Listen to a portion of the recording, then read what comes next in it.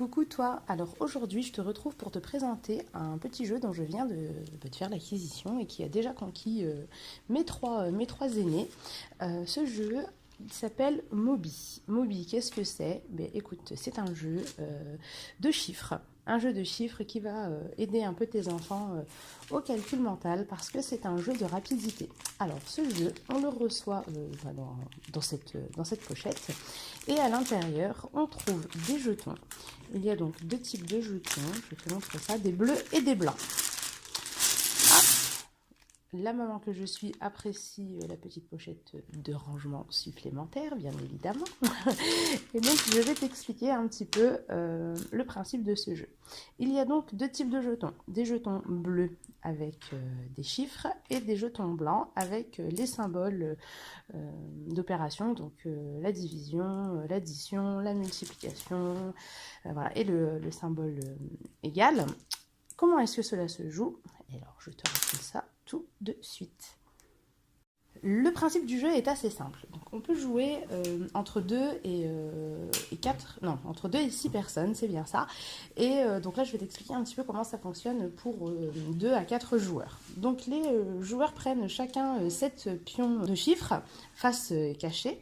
Lorsque tout le monde est prêt, on retourne ces chiffres. Le but est que chacun, face à lui, réalise des équations avec tous les pions qui sont à disposition. Ces pions-là sont à la disposition de tout le monde. On fait en sorte peut-être de les dispatcher pour que chacun puisse y avoir accès assez facilement.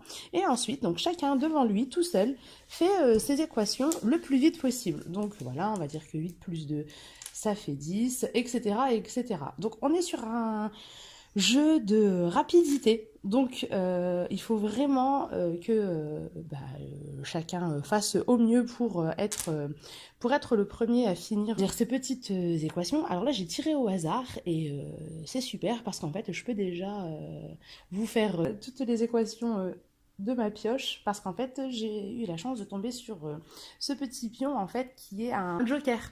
Il peut être remplacé par un chiffre ou un nombre entre 1 et 12, chacun lui donne son rôle. Donc moi ce que je vais faire, c'est que je vais dire que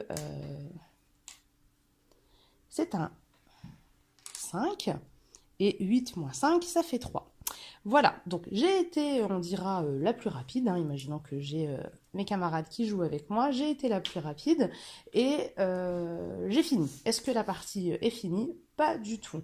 À ce moment-là, je tape dans mes mains et je dis flip et tout le monde doit reprendre 3 pions supplémentaires.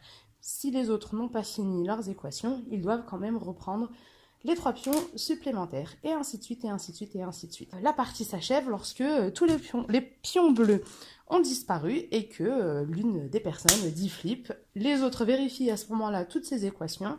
Si ces équations sont bonnes, il est déclaré vainqueur de la partie. Si ces équations sont fausses, il est disqualifié et les autres joueurs continuent la partie sans lui. Ces pions correspondant à ces chiffres et nombres étant remis en jeu. Il est possible de réaliser ce qu'on appelle un swap, c'est ça, oui. Il est possible qu'un joueur qui soit bloqué décide de changer 2 ou 3 pions. Dites-moi les enfants. Oui, c'est les enfants qui ont joué plus que moi. Donc. Alors je vais vérifier sur la notice explicative. Non, c'est bien 2. Oui, c'est 2.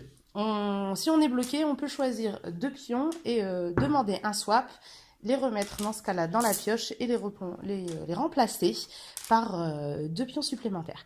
Donc, c'est quand même pas mal comme jeu. Je trouve que si on a des enfants qui sont pas trop branchés calcul mental, que ça saoule un petit peu hein, de faire du calcul mental, ça peut être une très très bonne alternative, sachant que du coup on a abordé avec ma puce qui est en CM1, Mademoiselle A, les règles de priorité dans les calculs, sachant que ça ne faisait pas partie de son programme de CM1, mais elle a compris que la multiplication et l'addition sont prioritaires parce qu'en fait dans ce jeu rien ne nous empêche de faire en fait plusieurs opérations.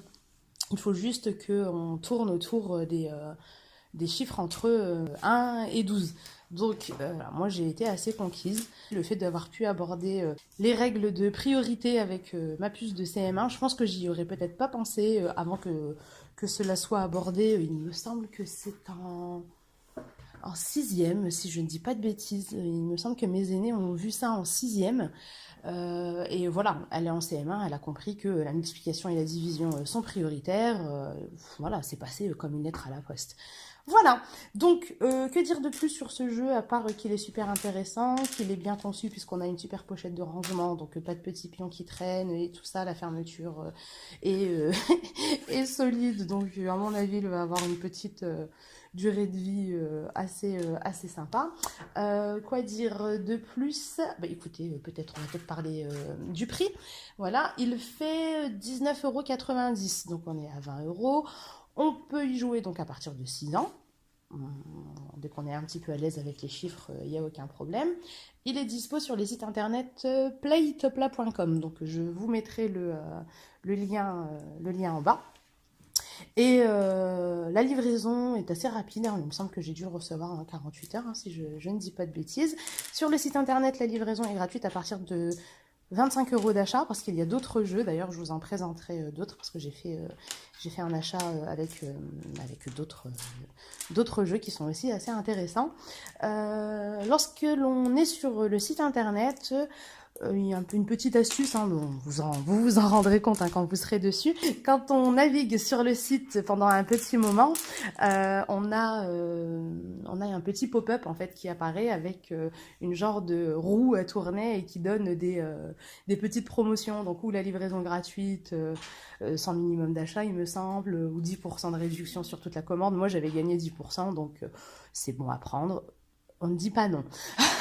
Voilà. Alors, en ce qui concerne la notice explicative du jeu, c'est vrai qu'elle est en anglais.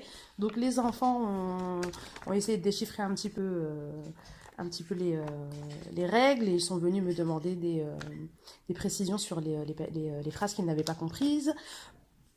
À mon avis, elle doit être dispo en français sur le site. Hein. J'ai pas été vérifiée parce que j'ai pas eu de soucis avec ça. Alors, j'ai présenté qu'une seule version du jeu. Là, je vois que en fait, il y a d'autres façons d'y jouer.